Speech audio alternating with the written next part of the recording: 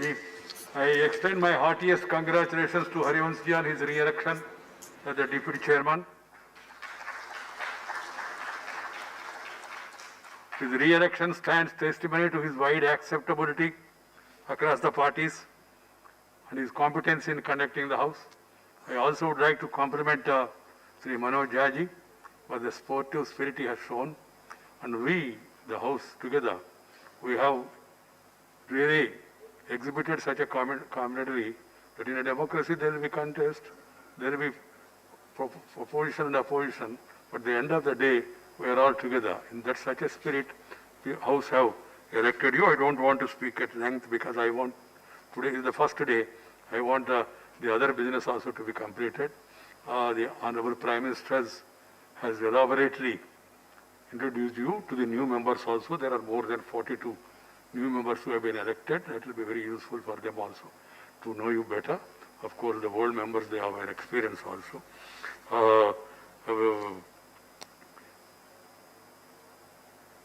I rarely see Harivansh Ji without a smile on his face. That's a great quality in conducting the proceedings of the House in spite of even grave provocations at times. I once again extend my best wishes to Harivansh Ji. I am sure he continues to serve this august House with the same zeal, tenacity and vigor that is worthy of stature and dignity of this House. I wish him all the success for the office he is going to adorn, and second time in a row. The Deputy Chairman may thank the members for their hearing. आदरणीय माननीय सभापति जी, आपके प्रति आभार, माननीय प्रधानमंत्री जी के प्रति कृतज्ञता और धन्यवाद। इस अवसर पर बिहार के मुख्यमंत्री जी, उनको मैं स्मरण करना चाहूँगा। नेता सदन भाजपा के राष्ट्रीय अध्यक्ष जेपी नड्डा जी, माननीय नेता प्रतिपक्ष समेत सभी दल के नेताओं और हर एक माननीय सांसद के प्रति आभार। सभापति जी, जीवन में ऐसे क्षण आते हैं जो शब्द साथ छोड़ देते हैं। रामायण में कई ऐसे प्रसंग हैं जब तुलसीदास जैसे समर्थ महाकवि ने कहा कि मानवीय इंद्रियां असमर्थ हैं, तो वह भगवान शिव से प्रार्थना करते हैं कि आप वो समर्थ और ताकत दें कि मैं जो कहना चाहता हूं कह सकूं। मेरी कुछ ऐसी ही है। माननीय प्रधानमंत्री श्री नरेंद्र मोदी जी के प्रति किस तरह अपनी कृतज्ञता, आभार और धन्यवाद व्यक्त करूं। आपकी मेरी प्रति उदारता, दृष्टि मेरे लिए शब्द नहीं। संसदीय जीवन से पहले आपसे परिचय नहीं रहा। ऐसे गांव और पृष्ठभूमि से आया जिसके बारे में आदरणीय चंद्रशेखर जी ने लिखा है। 51-52 में जब पहली बार विद्यार्थी के रूप में वह जेपी से मिलने उस गांव गए तो कोई रास्ता नहीं था। गांव के करीब पहुंचे तो वहां घास काट रहे एक बुजुर्ग से पूछा, जेपी का घर यहां से कितनी दूर है? उस व्यक्ति ने जवाब दिया, मैं अपने टोले के आसपास से आजीवन घास काटता रहा, उधर पूरब गया ही नहीं। बमुश्किल उस गांव से जेपी का घर 3 किलोमीटर। मैं उस गंगा और घाघरा, दो नदियों के बीच इस दियारे बाढ़ से अभिशप्त जीवन से निकला। मेरा सौभाग्य है कि मैं जयप्रकाश जी के गांव सिताब दियारा का रहने वाला हूं। वहां पीढ़ियां जन्मती थीं और गुजर जाती थीं, वहां से बाहर नहीं निकल पाती थीं। ऐसे गांव के एक अति सामान्य परिवार से बिना अंग्रेजी स्कूलों की शिक्षा के इस महान संस्था का ये महत्वपूर्ण दायित्व देने योग्य आप सबने मुझे समझा। मैं आप सबके प्रति कृतज्ञ हूं। इसके लिए मैं आभार व्यक्त करना चाहूंगा बिहार के माननीय मुख्यमंत्री श्री नीतीश कुमार जी का, जिन्होंने दोबारा इस गौरवमयी संस्था का हिस्सा बनने का मौका दिया। सिर्फ मौका नहीं, लगातार फोन करके जो लोकतांत्रिक चुनावी प्रक्रिया है उस पर वह चर्चा करते रहे। 2014 में इस सदन में पहली बार आया तो जो राजनीतिक मर्यादा, तहजीब, बेल में न जाने, संयमित आचरण करने की बात सीखी, विनम्रता सीखी, उसमें माननीय नीतीश जी की देन है। मुझे दोबारा प्रत्याशी बनाने और पग पग पर मेरा ध्यान रखने में जिनका स्नेह मिला, माननीय गृह मंत्री अमित शाह जी, भाजपा के राष्ट्रीय अध्यक्ष जेपी नड्डा जी, शिरोमणि अकाली दल से नरेश गुजराल जी समेत इस सदन के नेता अत्यंत शालीन थावरचंद गहलोत जी, उपनेता पीयूष गोयल जी, संसदीय कार्य मंत्री श्री प्रहलाद जोशी जी, संसदीय कार्य राज्य मंत्री श्री बी मुरलीधरन जी, लोक जनशक्ति पार्टी के माननीय केंद्रीय मंत्री रामविलास पासवान जी, जनता दल यूनाइटेड के सदन के नेता माननीय RCP सिंह जी, जिनका स्नेह मुझे हमेशा मिलता रहा है, शिरोमणि अकाली दल के सदन में नेता बलविंदर सिंह भुंडर जी, सबके प्रति आभार और कृतज्ञता।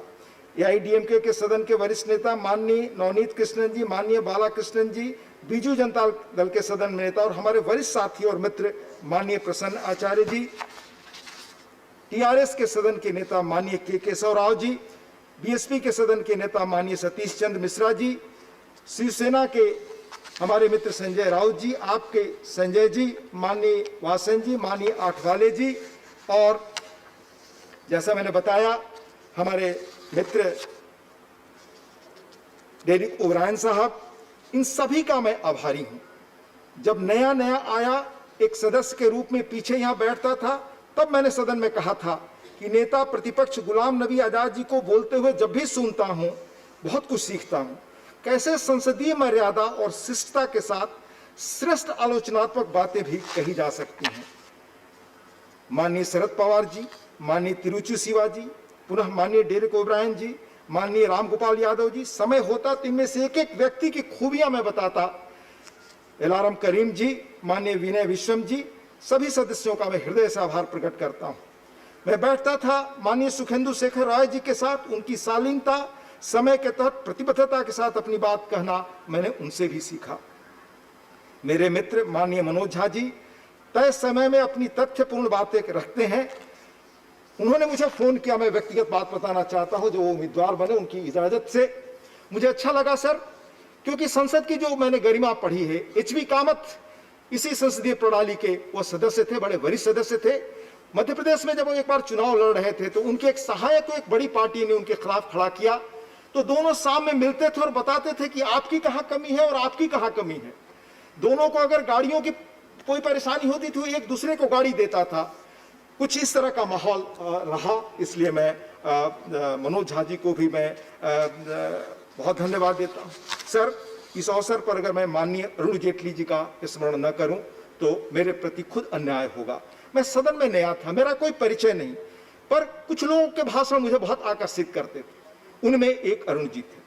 अरुण जी की विद्वता, अरुण जी की बातचीत, स्मृति और प्रखर व्यक्तित्व वही सिर्फ आकर्षित नहीं करता था सर, उनको जब भी मैं सुनता था तो गांधी जी का एक प्रसंग याद आता था। गांधी जी ने देश के एक बड़े चोटी के नेता को कहा कि आप बड़े तेजस्वी हैं, बड़े शालीन हैं, बड़े कम उम्र में आपने PhD की है, पर शालीनता अगर नहीं है तो कम से कम आप सामाजिक जीवन में वह काम नहीं कर पाएंगे। अरुण जी में अद्भुत शालीनता मैंने देखी। मैं प्रणव बाबू से मिलता था, उन्होंने मुझे प्रसंग एक सुनाया कि कैसे जब मैं पहली बार सदस्य बनकर आया तो एक वरिष्ठ सदस्य का नाम लिया कि उन्होंने मुझे सुझाव दिया कि हमेशा संसद में आप बैठें, बैठकर बहुत कुछ सीखेंगे।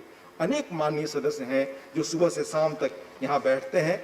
माननीय अध्यक्ष जी, सदन में नेता प्रतिपक्ष एवं सभी विपक्षी दलों के नेताओं का इस कारण भी धन्यवाद कि मेरे पूर्व कार्यकाल में उनका भरपूर मार्गदर्शन, स्नेह, सहयोग मिला। आदरणीय सभापति जी, यह बात अधूरी रहेगी अगर इस क्रम में मैं माननीय सभापति जी का उल्लेख न करूं। सर, सभी माननीय सदस्यगण से मैं बताना चाहूंगा, मेरा पहला कार्यकाल था। इस गरिमामय संस्था या सदन को चलाने की मर्यादा उंगली पकड़कर माननीय चेयरमैन साहब ने मुझे सिखाई। सदन की उच्च मर्यादा, काम का निष्पादन व स्व अनुशासन उनसे सीखा। जहां लड़खड़ाया उन्होंने आगे बढ़कर संभाला, प्रोत्साहित किया, मनोबल बढ़ाया। उनसे हमेशा सीखता हूं।